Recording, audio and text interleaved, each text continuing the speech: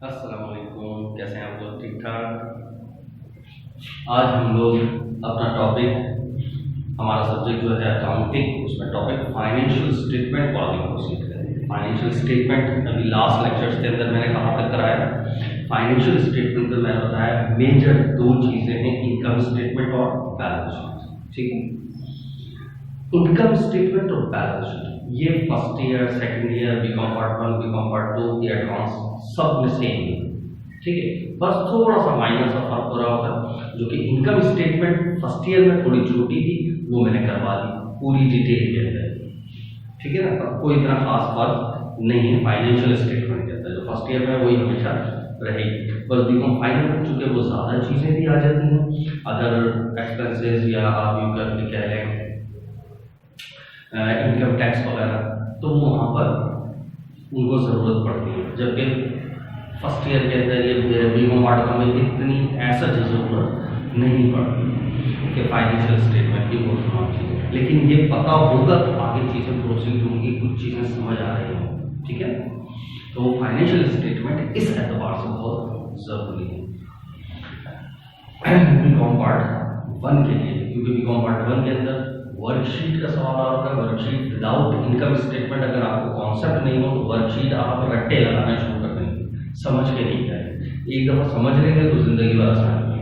ठीक है, तो इनकम स्टेटमेंट के एतबार से मैंने 2-3 लेक्चर के अंदर फाइनेंशियल स्टेटमेंट में इनकम स्टेटमेंट को कंक्लूड कर दिया। अब मैं आता हूँ बैलेंस शीट। ठीक है, अब बैलेंस शीट वही चीज़ है कि एक तो सिंपल यानी एक सोल प्रोप्राइटरशिप की, यानी एक वाहिद आजाना निज़ाम, एक बंदे का बिजनेस है, जैसे फर्स्ट ईयर के अंदर आता है।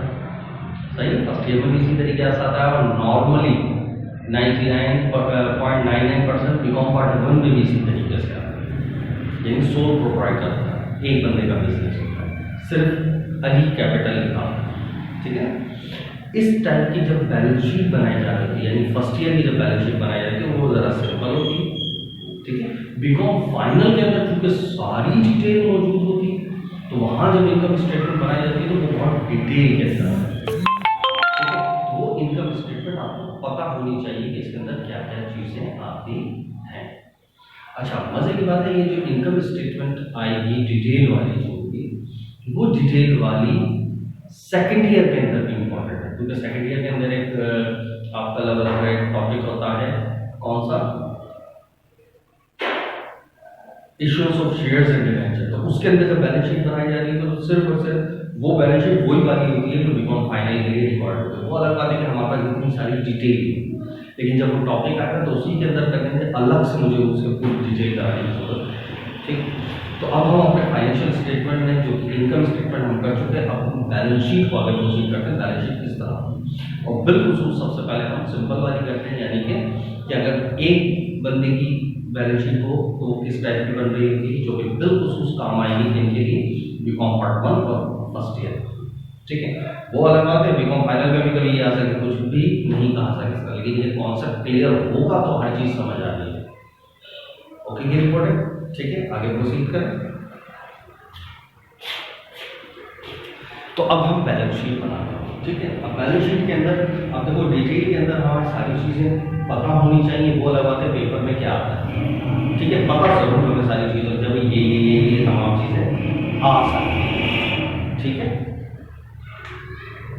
तो सबसे पहले मैं बैलेंस शीट बना रहा हूँ कि एक सिंपल वाली यानी कि सोल प्रोप्राइटरशिप वाली, और फिर एक कंपनी। ठीक है, दोनों तकरीबन सिमिलर ही होंगी, बस 2-4 चीज़ों का हेड्स का फर्क होगा, बस वो आपने नोटिस करना है।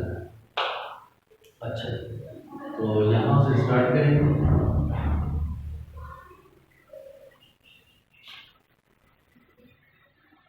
ठीक है,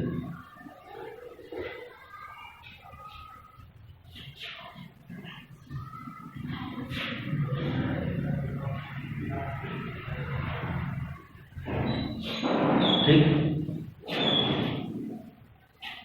ये कौन सी साइड हुई?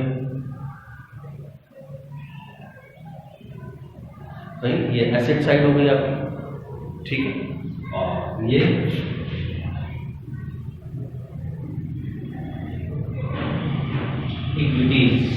सही है, वरना इसको आप लायबिलिटीज एंड ऑनर्स इक्विटी ये भी लिख सकते हैं, लेकिन इक्विटी लिख लो गाल को। अब सबसे पहले अगर मेन हेडिंग के ऊपर अगर एक बंदे का बिजनेस है तो ऊपर क्या लिखेंगे हम, अली, जैसे अली है तो नाम आता है, ठीक है, अली आ गया। फिर क्या बनाना है, बैलेंस शीट।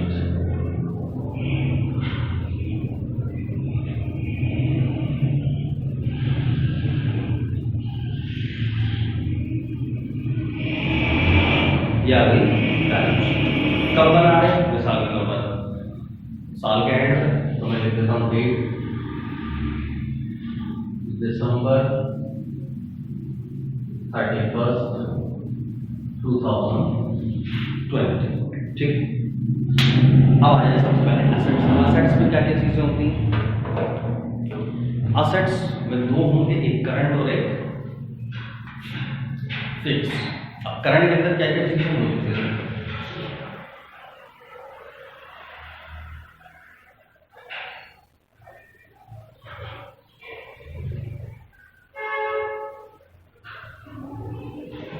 पहले हेडिंग आ गई करंट एसेट। अब करंट एसेट में क्या क्या चीजें होती हैं, वो सारी चीजें आपको पहले से पता होनी चाहिए। अब यहाँ पर मैं वो चीजें लिख रहा हूँ जो नॉर्मली आती है, ऑरली मैं डिस्कस कर दूंगा, वो दिमाग में रखने, लेकिन लिखूंगा मैं वो जो नॉर्मली आती है, ठीक है, लेकिन बताऊंगा सारी चीजें मैक्सिमम, ठीक है। नंबर 1 कैश और बैंक, ठीक है।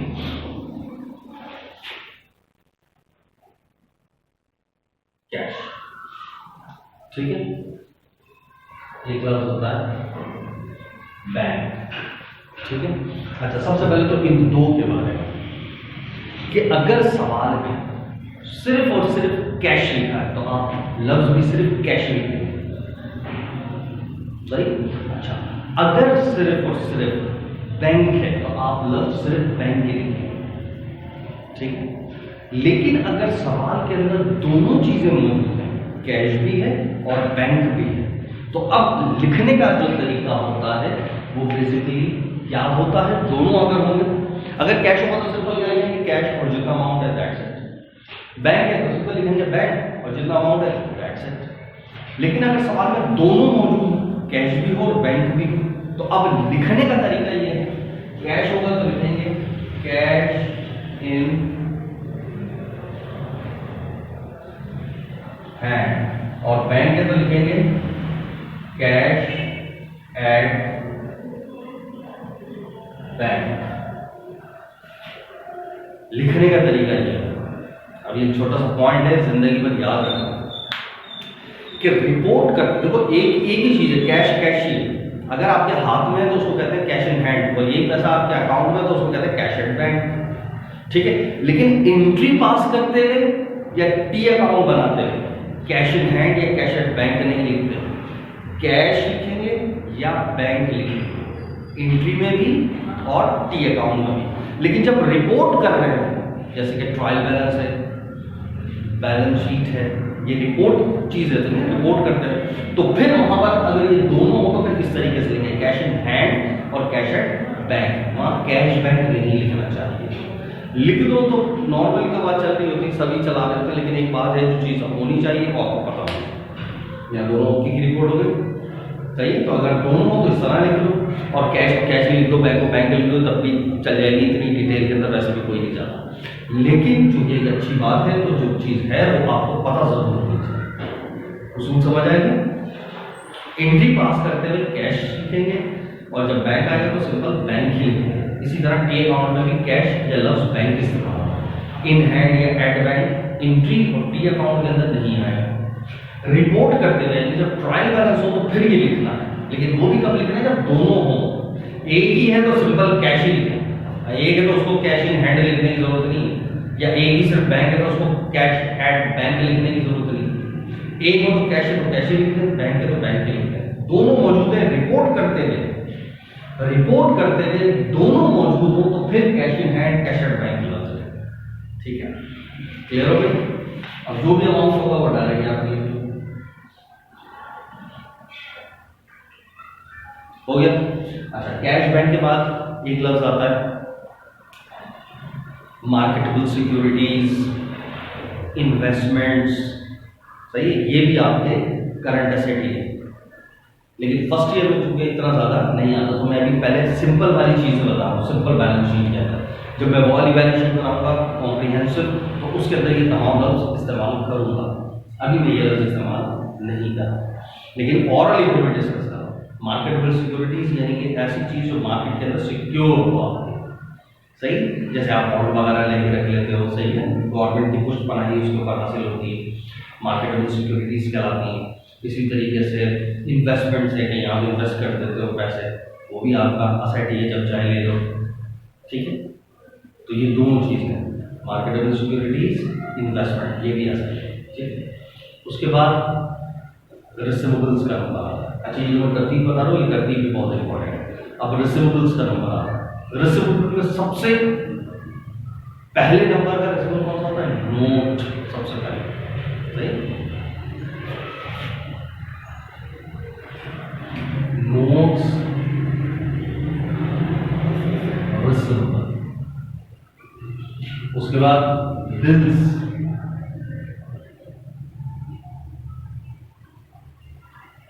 रिसीवेबल। उसके बाद आता है accounts receivable,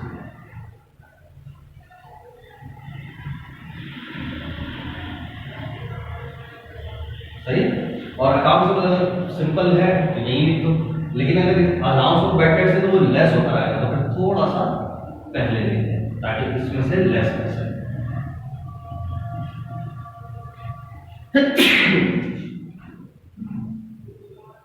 allowance for bad debts,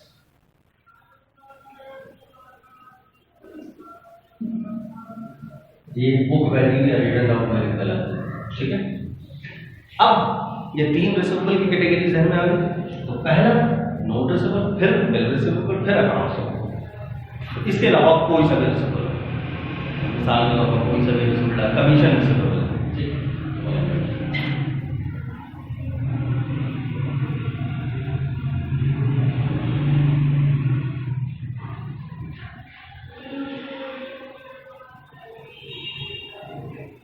यहाँ मैं मैक्सिमम चीज़ें डिस्कस कर रहा हूँ, ठीक है। लगभग पेपर के अंदर ये सारी चीज़ें एक साथ ही मौजूद हों, लेकिन बिकॉम फाइनल में तो ज़्यादा आता ही आता है। फर्स्ट ईयर या सेकेंड ईयर या बीकॉम पार्ट 1 के अंदर इतनी ज़्यादा चीज़ें नहीं हैं, लेकिन तरतीब आपके दिमाग में होनी चाहिए ताकि कोई चीज़ आपसे मिस ना हो सके। आपके दिमाग में जाए पहले ये ढूंढना है, फिर ये है, फिर ये, फिर ये, फिर ये, इस तरह। कमीशन तो पहले का कैश हो गया, बैंक हो गया, और रिसीवेबल्स हो गए। उसके बाद स्टॉक यानी परसेंटाइज inventory,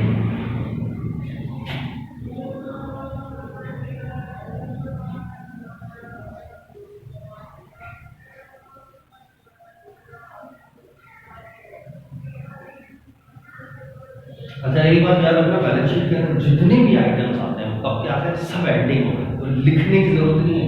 merchandise inventory, ending, order story, सारे एंडिंग होंगे, हर बैलेंस एंडिंग होगा, हर बैलेंस, सही है। जो फाइनल कॉलम के अंदर आता है वो सारे बैलेंस कौन से होते हैं?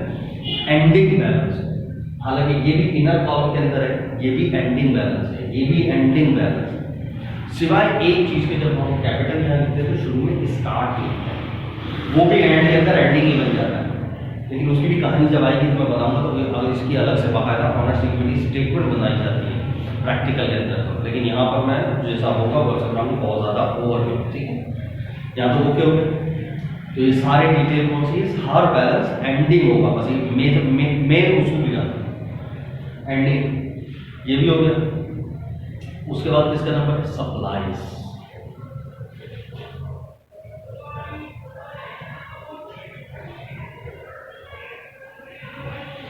ठीक है।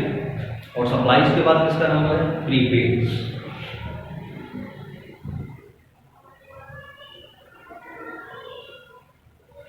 तो देखो अभी मैंने सिर्फ करंट एसेट के बारे में डिस्कस की चीज है, ठीक है। अब ये करंट एसेट मैंने मैक्सिमम सारे ही लिख दिए ऑलमोस्ट। अब सिर्फ इनकी एहतियातें, नेटिविटीज, गोल घुमाना वो है, ठीक है। जैसे कैश, बैंक, फिर रिसीवेबल्स, उसके अंदर सबसे पहले नोट, फिर बिल, फिर अकाउंट, और फिर अलाउंस अगर बैड डेट्स है तो वो लेस हो। फिर कोई और रिसीवेबल है कमीशन, मर्चेंडाइजेबिलिटी एंटी है, सप्लाईज, ये सप्लाईज है इसके आगे मैंने प्रीपेड का लफ्ज़ इस्तेमाल नहीं किया है ना, तो जो बच जाती हैं एंड में अंडरस्टूड होता है वो प्रीपेड ही होती है, ठीक है, तो वो सारी बची हुई यहाँ पर आएगी, ठीक है। फिर एक लफ्ज़ है प्रीपेड, प्रीपेड का मतलब क्या होता है, expenses which are paid in advance, वो तमाम एक्सपेंस जो अभी अमल में तो नहीं आए लेकिन आपने एडवांस में पेमेंट कर दी, वो सब प्रीपेड कहलाता है, तो वो यहाँ पर आए प्रीपेड, ठीक है। अब इसको मैं घुमा फिरा के अल्फाज बोलूँ प्रीपेड को कि एडवांस में हमने दे दिए ना, उसको कहते हैं ना, हम पैसे किसको देते हैं, जिससे माल खरीदते हैं, यानी वो हमारा सप्लायर हुआ, तो मैं इसको लफ्ज घुमा के बोलूँ एडवांस टू सप्लायर, तो ये हमारा क्या हुआ, प्रीपेड ही हुआ। देख रहे हो अल्फाज कैसे घुमा दिया मैंने। अब पेपर में ये लिखा हुआ है हो साहब नाजिल हो गया, पता नहीं क्या मुश्किल आ गया, क्यों, क्योंकि आपको कौन से भी नहीं पता था, समझ ही नहीं, समझ के पढ़ा ही नहीं था, हमने रट्टे लगा दिए, ठीक है। तो लिहाजा इसको घुमा के लफ्ज क्या बोला जा सकता है, एडवांस टू सप्लायर, ठीक है। ओके की रिपोर्ट हो गई, सही। बाकी ये सारे के सारे हैं current with in 1 year.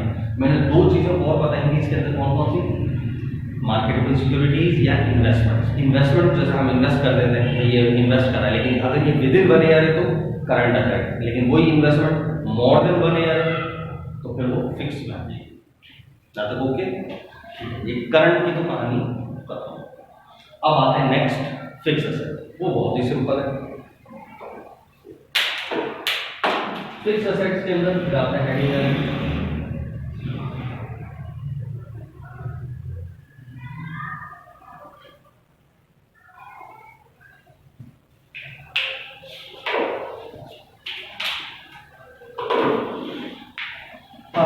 Fix asset में क्या है, जितने भी land, building, furniture, equipment, machinery, vehicles, plant assets, ये सारे के सारे आपके करंट असेट्स के अंदर आते हैं, सही। इसकी भी यही तरतीब से भी ध्यान में रखना, land, building, furniture, equipment, machinery, vehicles वगैरह तमाम, सही। अच्छा, इनके ऊपर अलाउंस फॉर डेप्रिसिएशन होता है, अगर हो तो लेस करेंगे, नहीं तो नहीं। जैसे मिसाल के तौर पर लैंड है, उसके ऊपर डेप्रिसिएशन नहीं होता तो वो कैसे लिखने का तरीका, मैं एक आप लिख दे तो बाकी जितने भी होंगे उसी तरीके से लिखें, तो मुझे सारे लिखने की जरूरत नहीं। जैसे लैंड, बिल्डिंग, अब बिल्डिंग थोड़ा सा पहले लिखेंगे, अगर किसी अलाउंस है तो इसमें से लेस करा, अलाउंस फॉर डेप्रिसिएशन बिल्डिंग, अभी बुक वैल्यू मैं नीचे लिखूंगा तो बुक वैल्यू है, रिटर्न डाउन वैल्यू या नेट वैल्यू लिखने की जरूरत नहीं डायरेक्ट। इसी तरह जिस तरह बिल्डिंग और अलाउंस फॉर डेप्रिसिएशन लिखा इक्विपमेंट होता उसके ऊपर भी होता तो इसके नीचे ही ऐसे जिस तरह से लिखता, व्हीकल्स होता, मशीन भी होता, ये बार बार वर्ड्स होता है, तो मुझे बार बार करने की जरूरत नहीं। ये एसेट साइड से जो हमारा पूरा कंप्लीट हो गया, क्लियर। एसेट्स के अंदर ऑलमोस्ट देखो ये चीजें तो आती ही आती है, सही। जो एक दो एक्स्ट्रा मैंने बताई है बस वो दिमाग में रखना है। ये एसेट साइड हमारा कंप्लीट हो, कैश, बैंक और मार्केटेबल सिक्योरिटीज, इन्वेस्टमेंट्स, फिर note receivable, bill receivable, account receivable, allowance of bad अगर है तो लेस करेंगे वरना डायरेक्ट आगे, फिर कोई और receivable, commission receivable, rent receivable, interest receivable, कोई सर्विस, फिर मर्चेंडिटी एंड फिर सप्लाईज जो अनयूज्ड हैं, फिर प्रीपेड कोई ऐसे एक्सपेंस जो एडवांस में पेमेंट की। एसेट्स के अंदर लैंड तो सीधा सीधा आ जाएगा डायरेक्ट, उसका अलाउंस होता ही नहीं। फिर बिल्डिंग, फर्नीचर, इक्विपमेंट, मशीनरी कोई नहीं है, उसके ऊपर अलाउंस है तो माइनस है कैपिटल। ये एसेट्स था। एक आप कुछ ऐसे भी होते हैं जो इनटेंजिबल, ये सारे दोनों एसेट्स कौन से टेंजिबल है, नजर आ रहे हैं। एक होता है इनटेंजिबल, वो अलग से बात है, हेडिंग डाली जाती है इनटेंजिबल एसेट्स, वो भी बेसिकली है फिक्स, तो अलग से आपको हेडिंग डालने की जरूरत नहीं। फिर भी एक दो मैं वैसे ही ऑरली बता दूं क्या क्या, जैसे goodwill, patent, trademark, copyright, preliminary expense, याद आ रहा है? ये मैंने जब बिल्कुल अलिफ बे पढ़ा रहा था, असेट के बारे में बता रहा था, फिक्स असेट के बारे में, तो पूरी इसका पोस्टमार्टम किया था मैंने। फिक्स असेट की दो टाइप्स, एक टेंजिबल, एक इनटेंजिबल। टेंजिबल में दो थी, प्लांट एसेट्स और नेचुरल रिसोर्सेज। याद है? सही है। प्लांट एंड एसेट्स के अंदर क्या क्या आ गया था? वही land, building, furniture, equipment, machinery. सही है। और नेचुरल रिसोर्सेज में माइंस, मिनरल्स। और इंटेंजिबल के अंदर, इंटेंजिबल में क्या क्या आ गया था? Goodwill, trade, patent, trademark, copyright, preliminary expense, ये सारी इसके अंदर आ गई। सही है। तो है तो फिक्स असेट ना, इसी में है। सही। तो वो अगर है गुडविल, प्रीलिमिनरी एक्सपेंस, तो वो ऐसे जैसे ये मैक्सिमम या पैटर्न्स वगैरह को जा सकते हैं, तो वो यही बनाते हैं। ठीक है। असेट साइड कंप्लीट हो गया, फिर इंशाल्लाह हम इक्विटी सीखेंगे। तो यहाँ तक ओके की रिपोर्ट हो गई। ये सारे बैलेंसेस कौन से होंगे? एंड। ठीक है।